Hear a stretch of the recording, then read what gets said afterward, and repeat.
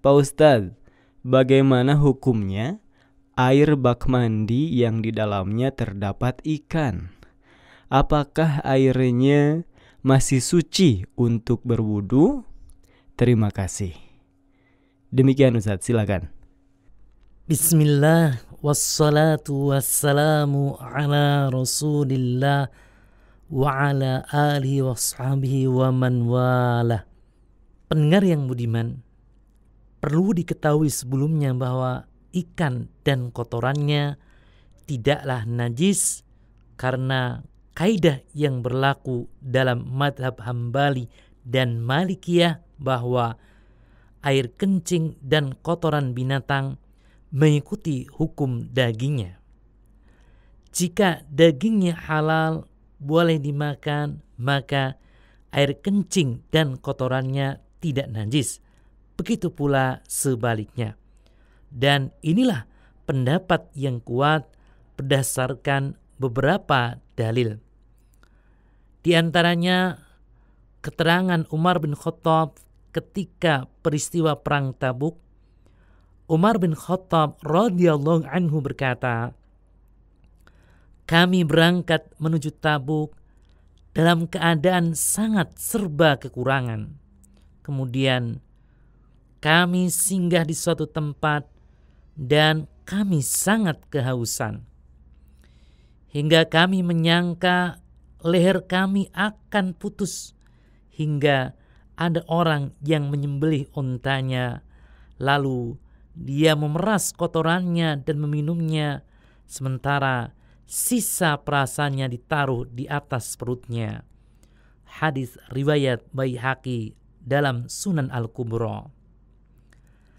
Mengenai hal ini, Ibnu Hibban menukil keterangan Imam Abu Hatim mengatakan bahwa para sahabat meletakkan sisa kotoran unta yang telah diperas, sementara Nabi Sallallahu Alaihi Wasallam mendiamkan perbuatan mereka dan tidak menyuruh mereka untuk mencuci bagian yang terkena kotoran di badan mereka.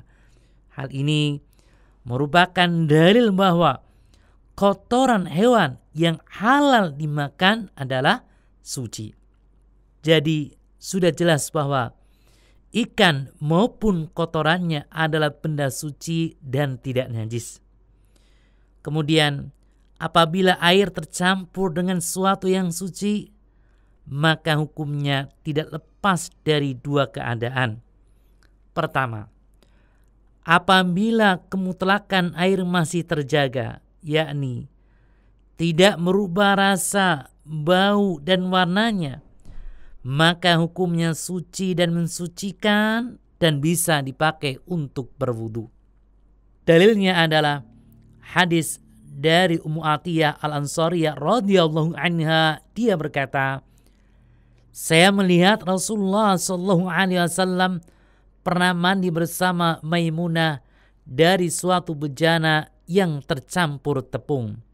Hadis riwayat Ibnu Huzaimah, Nasai, Ibnu Majah, Ibnu Hibban, dan Ahmad dengan sanad sahih.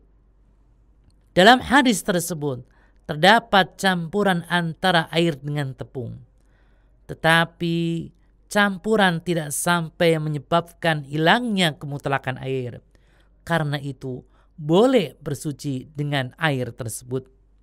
Kemudian yang kedua, apabila kemutlakan air tidak terjaga, seperti airnya berubah warna, berbau amis dan sebagainya, maka hukumnya suci tapi tidak mensucikan. Atau dengan kata lain, tidak bisa dipakai untuk bersuci seperti berwudu atau mandi janabah. Hal ini sebagaimana diterangkan oleh Said Sabiq dalam kitab Fiqh Sunnah. Wallahu a'lam.